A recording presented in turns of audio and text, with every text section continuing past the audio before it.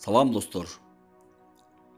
Эр жүрөк жана тайманбас деңиз түзүүчүсү Фернан Магеллан жөнүндөгү аудио китептин биринчи жана экинчи бөлүмү сизде кандай таасирлерди калтырды? Үчүнчү бөлүмдү угууга даярсызбы? Үчүнчү бөлүмдө сизди дагы да кызыктар күтөт. Анда баштадык.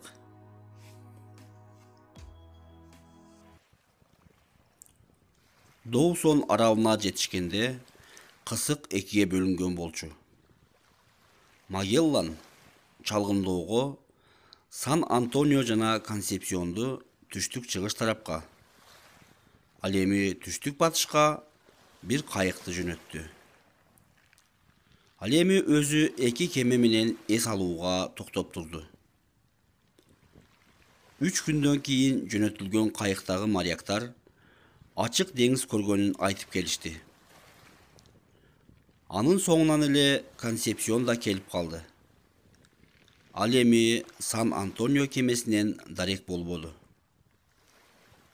Жоголгон кемени бир нече күндүк издөө өз натыйжасын бербеди.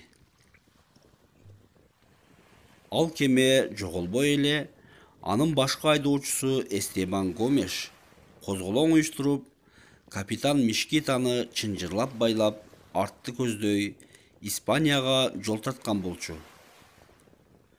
Март айында Сан-Антонио кемеси Севильяга жетип келген. Жана Эстебан Гомеш Магелланга жалган жалаа жаап, Испания королуна кыянаттыкта айыптаган. Териштирүү башталып, бүт команда камакка алынган. Магелландын аялына катуу көзөмөл орнотулган. Териштирүүдөн соң козголоңчулар бошотулуп, капитан Мишкита экспедиция келгенге чейин камакта калтырылган. 1520 жылы 28 ноябрда Магелландын кемелери океанга чыгышты. Кысык аркылуу алар 38 күн жүрүшкөн эле. Көп жылдар бою Магеллан бул кысыкты эч бир кемелери кыйроого учурабай басып өткөн жалгыз капитан болуп саналып калган. Кысыктан чыгып Магеллан 15 күн бою түндүктү карай сүзгөн. 38 градус түштүк кеңдикке жеткенден кийин багытты түндүк батышка бурган. 1520 жылы 21 декабрда 30 градус түштүк кеңдикке жетип, багытты батыш түндүк батышка карай өзгөрттү.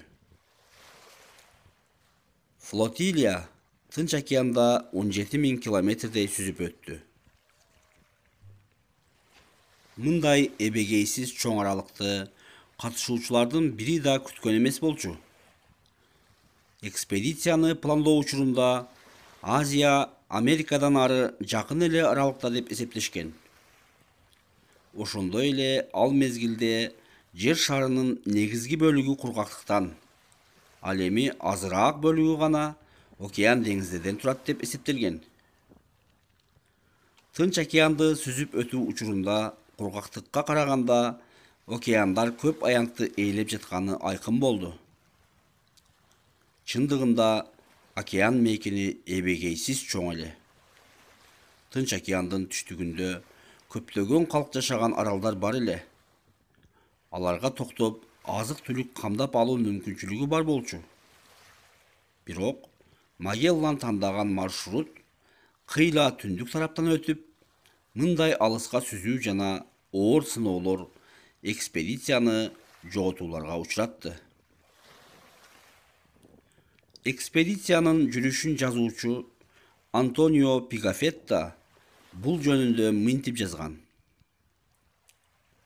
Океан бою 3 ай жана 20 күн аралыгында биз жарактуу тамак аштан толук айрылган элек. Биздин негизги тамагыбыз болгон сухарылар эскирип курттап, күкүмдөргө айланып калган. Анын үстүнө андан келемиш заарасынын жыты-жыттанчу. Ичимдик суубуз да эскиликтен улам саргайып, жагымсыз, сасык жыт келчү. Кеменин мачталары жана айрым бөлүктөрү байланган аркандар жешилип кетпеши үчүн өгүз терisi менен капталган эле. Ал терилердин катуулугуна карабай деңиз суусуна 4-5 күн чылап, андан кийин көмүр чогуна кактап жээр элек.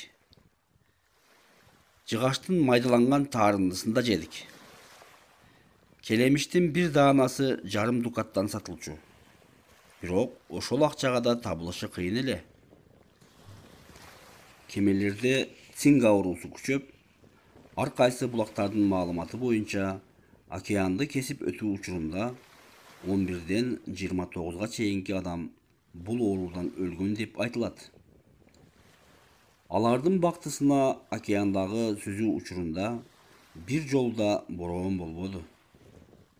Ошондуктан бул эбегейсиз чоң океанды Магеллан Тынч океан деп атады. Экспедиция 10 градус түштүк кеңдикке жеткенде көздөгөн Молукка аралынын түндүк тарабына жетип калганын байкады.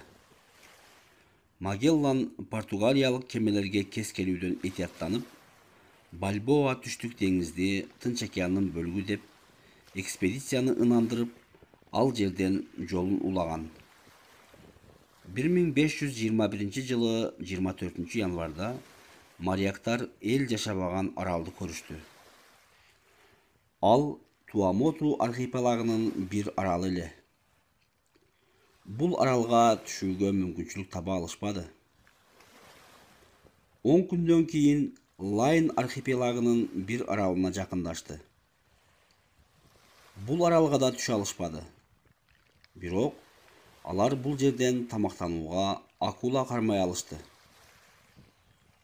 1521 жылы 6 мартта Мариан аралдарынын бири болгон Гуам аралын көрүштү.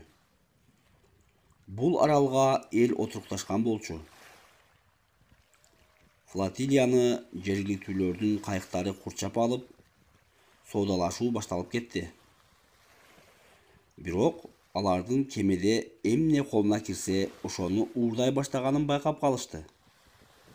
Алар кемедеги кайыкты уурдап баратканына чыдабаган европалыктар аралга түшүп, үйлөрүнө от коюп, 7 адамды өлтүрүштү. Уурдалган кайыгын жана бир канча азык-түлүктөрдү алып, кемелерине кайтышты. Бул аралды алар уурулар же болбосо Ландронес аралы деп аташты.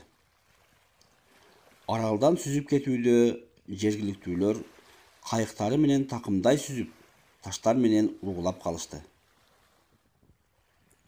Бир канча күндөн кийин экспедиция Филиппин аралдарына жетип келди. Булар Тынч океан аркылуу бул аралдарга жеткен биринчи европалыктар эле. Магеллан бул архипелагды ыйык Лазарь деп атады. Дагы кагылышып кетүүдөн чочулаган Магеллан эл жашабаган аралды издеп сүздү. 17 мартта алар Хомонхом аралына түшүштү. Тынч океанды сүзүп өтүү аягына чыкты. Хомонхом аралына оорулууларды жаткырууга лазарет уюштурулду. Жаңы азык-түлүк моряктарды тез эле кубаттандырып, флотилия аралдарды аралап, жолун улантты. Бул аралдардын биринде Магелландын Суматрада туулган кулу Энрике өзүнүн тилинде сүйлөгөн адамдарды кезиктирип калды.